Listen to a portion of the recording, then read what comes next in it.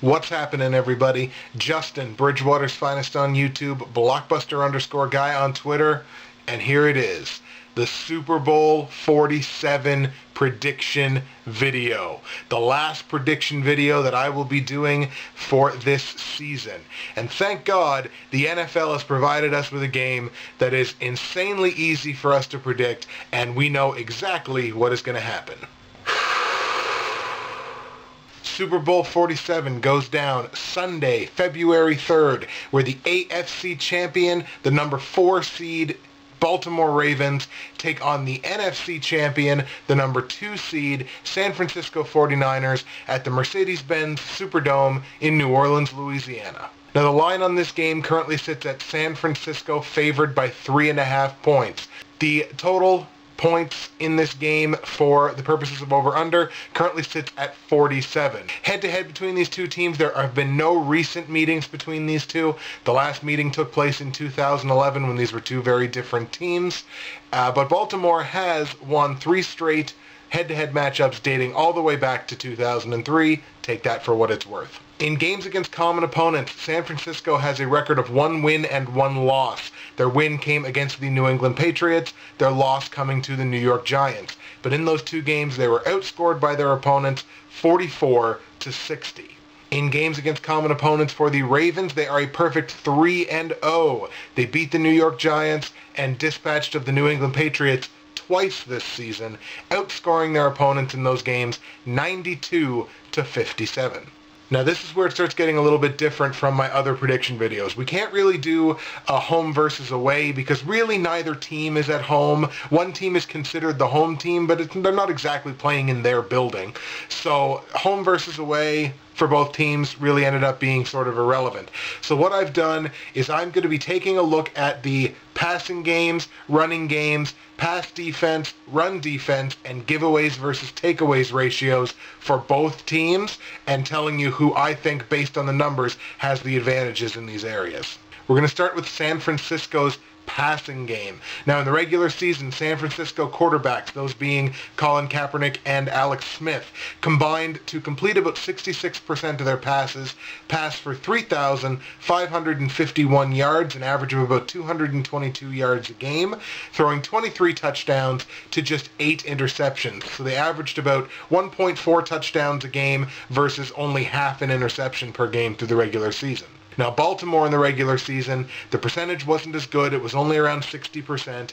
They did throw for more yards, 3,996, which is an average of about 250 a game, for 22 touchdowns and 11 interceptions. That was an average, again, around 1.4 touchdowns a game. The interceptions went up a little bit, around 0.7. So in terms of the regular season, I have to give a slight advantage here to San Francisco. I know Baltimore threw for more passing yards, but you're talking about a higher completion percentage, basically the same number of touchdowns, limited the interceptions. So it might be a slight edge, but based on the regular season, I have to give the advantage in the pass game to San Francisco. But if we look at the playoffs, it has been a bit of a different story. Now, San Francisco's passing game in the playoffs, they've kept their percentage right around the same. It's around 64% of Colin Kaepernick's passes have been completed. He's thrown for 496 yards in 2 games, averaging about 248 a game, 3 touchdowns to 1 interception so far in the playoffs, so averaging a touchdown and a half versus just half an interception. So very, very, very similar numbers to the regular season has Kaepernick put up through the air for the 49ers. But Baltimore's passing game in the playoffs has been clicking very, very well. Now, Flacco's percentage doesn't look all that good. The percentage is around 55%. So, the completion percentage there, not exactly great. But what he has completed have been deep, deep balls. In 3 games, he's thrown for 853 yards, this being Joe Flacco, an average of 284 a game, putting up 8 touchdowns, and he has yet to throw a pick in these playoffs in 3 games. So you're talking about 2.7 touchdowns a game versus no interceptions thrown in the 3 games in the playoffs. So clearly, by the numbers, the pass game advantage has to go to the Baltimore Ravens. Flacco might not be hitting a ton of his passes, just over 50%, but what he is hitting are deep and dangerous passes. I give the edge to Baltimore. When looking at the running attacks for both teams, what I did notice, these are two teams that are very dedicated to the run game. One just that little bit much, and when I say little bit, it's fairly significant, that much more effective with their run game. We start with San Francisco. Regular season, running backs and ball carriers for San Francisco carried the ball 492 times, putting up 2,491 rush yards and 17 touchdowns. So what that averaged out to in your average game here through the 16-game regular season, 31 carries, 156 yards, and just a little over 1 touchdown per game. We look at Baltimore's numbers through the regular season, and the numbers are comparable. They're just not quite there in terms of the effectiveness. Baltimore backs carried the ball 444 times for 1,901 yards on the season and an identical 17 touchdowns. So you're talking 28 carries a game for 119 yards on average and the same 1.1 touchdowns per game. So in terms of putting points on the board, these teams are very even in their run game, but you see San Francisco with just that little extra emphasis, that extra 2 or 3 carries per game for their running attack, and they're getting a lot more yardage out of it. So they're getting very good blocking. So through the regular season, I give the running edge clearly to San Francisco. In the playoffs, it has been much of the same, really. In San Francisco's 2 games, they have rushed the ball 72 times for 472 yards and an amazing 7 rushing touchdowns. So we're talking about 36 carries a game, which is higher than their season average by 5 whole carries, averaging 236 yards of total rushing offense per game and 3.5 touchdowns per game, which is a major number. That's where most of their offense in these playoffs has come from, is by the rushing attack. You take a look at Baltimore in the playoffs. In their 3 games, they've carried the ball 104 times for 446 yards and 3 touchdowns. So you're still talking 35 carries a game in the playoffs, 149 total yards on the ground, and a touchdown a game. So we're talking about 2 teams who have been very dedicated to their run game in these playoffs, but based on the yardage and the effectiveness and the touchdowns, I have to give a solid advantage on the ground to the San Francisco 49ers. Let's look over on the defensive side of the ball now. Taking a look at pass defense first. Through the regular season, the San Francisco 49ers gave up 3,203 yards through the air. That's an average of right around 200 yards a game. They came up with 14 interceptions on the year, so it was almost 1 a game. It's around 0.9, somewhere in there, and deflected 79 passes for an average of about 5 a game. You look at Baltimore, the numbers are very, very similar. 3,650 yards allowed through the air a game, which is an average of about 228. So they are giving up more yardage. That's very, very clear. Almost an extra 30 yards a game through the air. Came up with 13 interceptions on the year, so again, 0.8, 0.9 per game. Baltimore's defense defended 92 passes on the season, which is an average of almost 6 a game. I kinda have it even. I mean, I know that San Francisco gave up significantly fewer yards through the air, but you look at Baltimore's defending a lot more of the passes that were thrown against their secondary. So as far as I'm concerned, I give it a push. That is very debatable, and if you want to argue the point with me about it, I fully understand. As far as I'm concerned, it's kind of a push. But if you take a look in the playoffs, it's not so much a push in the playoffs. We see a definitive advantage here for one team. San Francisco's pass defense, in their 2 games, they've allowed 653 yards through the air. That is an average of 327 pass yards per game. They have come up with 2 interceptions in their 2 games, so they are averaging a takeaway a game, but they've only defended 10 passes. But Baltimore's pass defense has really, really played very well in the 3 games that they've played against good quarterbacks. They've given up 898 yards through the air in those 3 games, which is an average of 299. But if you compare it to San Fran's, it's that same number, 28 yards a game, that Baltimore gives them in the regular season numbers, they take right back here in the playoff numbers. They've come up with 5 interceptions in 3 games, around 1.7 a game, almost 2. And in their 3 games, they've defended 25 passes, which is an average of 8.3 per game, a full 3 more passes defended per game than you're seeing on the San Francisco side. So in the regular season numbers, I do see it as kind of even. Again, debatable point. Throughout these playoffs, Baltimore's pass D has proven themselves to be very, very effective. And of course, we looked at pass defense. We also have to look at run defense, which is very important because, as we said, these are 2 teams very committed to their run games. San Francisco's run defense on the year, they only allowed 1,507 rushing yards against this year, which is an average of only 94 a game. They only allowed 7 rushing touchdowns all year. This is an elite level run defense. However, they also only caused 5 fumbles. It's not a defense really that was predicated on fumbles. It's a defense that was predicated on getting stops. And they did very, very well in that department this year. We look at Baltimore's run defense, 1,965 yards allowed through the season, average of about 123 yards allowed per game. Not the best, certainly, but still not terrible. They did allow 15 rushing touchdowns this year, which is about a rushing touchdown per game. However, they did also cause 11 fumbles, so they were better than San Francisco at causing opposing running backs to fumble, but at the same time, you can't argue with San Fran's numbers that they put up there. San Francisco definitely had the edge in run defense throughout the season. And if we take a look at the playoffs, if anything, San Francisco's run D has gotten better.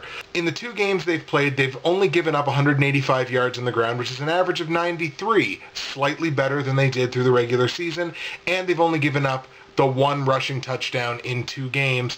You'll take a look at Baltimore's run defense. Baltimore's given up 385 yards on the ground in their 3 games, an average of about 128, which is slightly worse than their season average.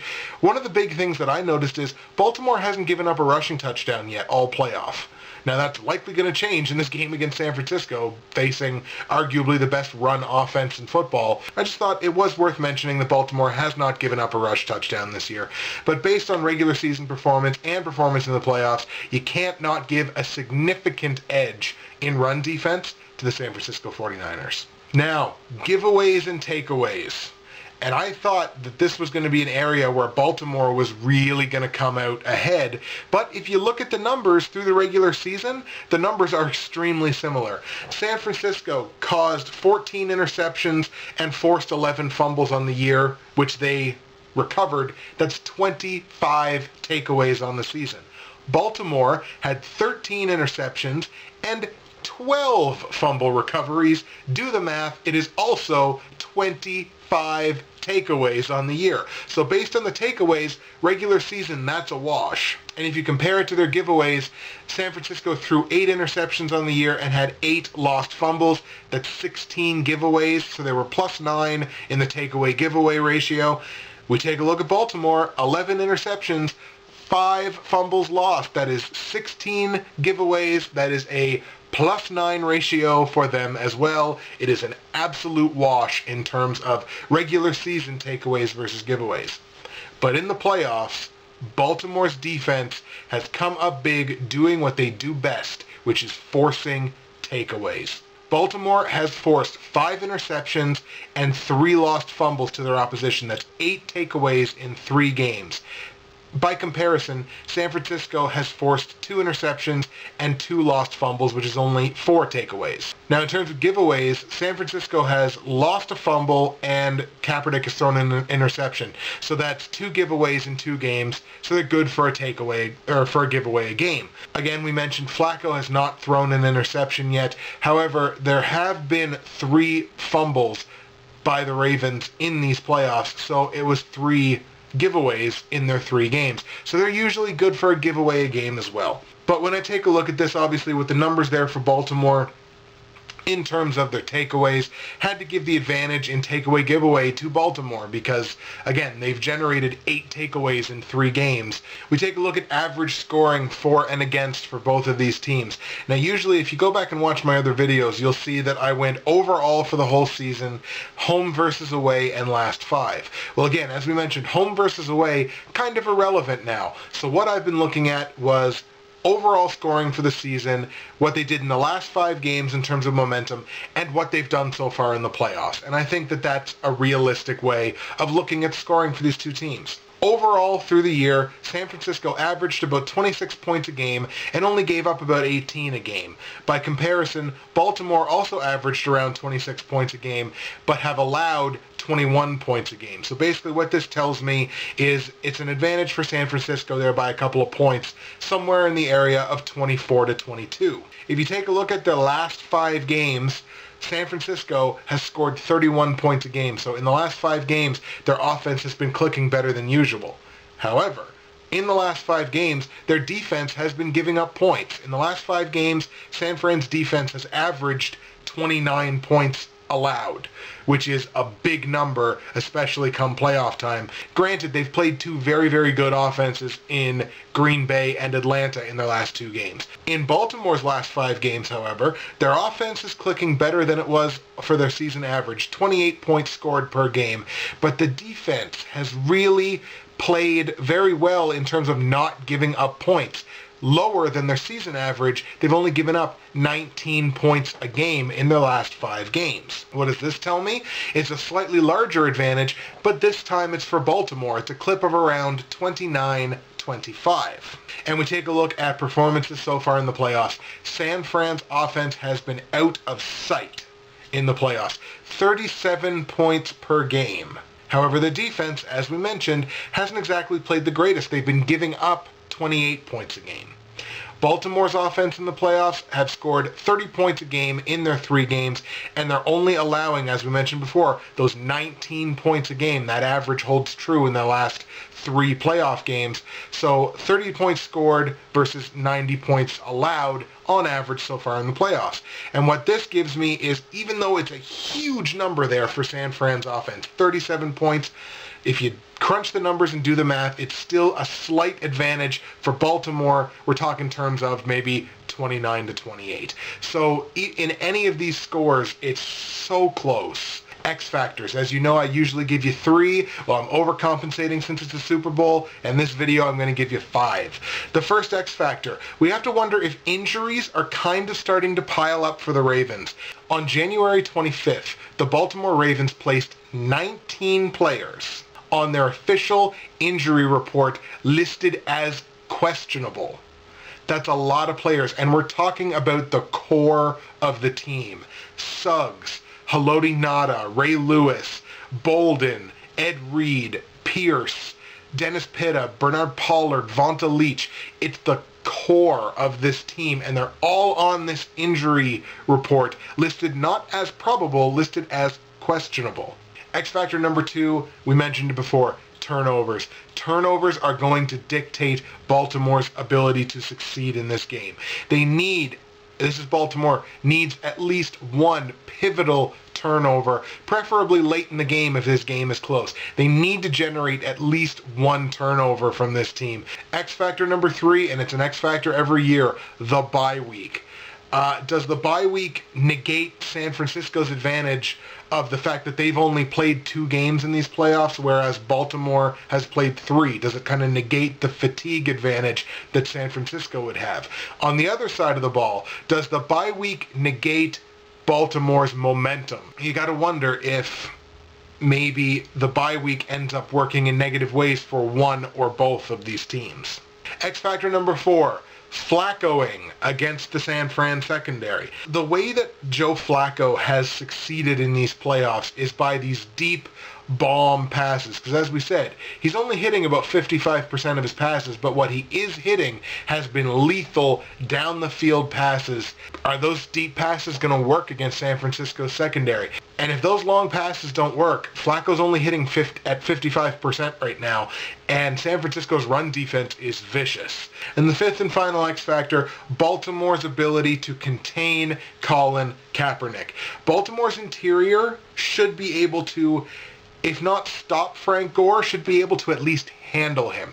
Gore's going to get his yards. What this will do is this will cause Colin Kaepernick to do one of two things. He's either going to have to be a pocket passer and try to test that, yes, it's older, but that ball hawk secondary that Baltimore has, or he's going to have to roll out and try to run the ball. And if he does roll out and try to run the ball, the onus is on Baltimore to try to keep him, try to do what Green Bay wasn't able to do and try to sort of keep Kaepernick contained and maybe even try to force a couple of bad throws from him on the run.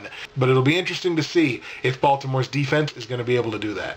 How do I think the game's going to go? In terms of that number, the over-under, we mentioned it was 47. Again, I wish it was a 0.5 because it would make it really easy, but of course, that's what the bookies do. They don't want you to win the money, obviously, so they're not going to give you that extra 0.5.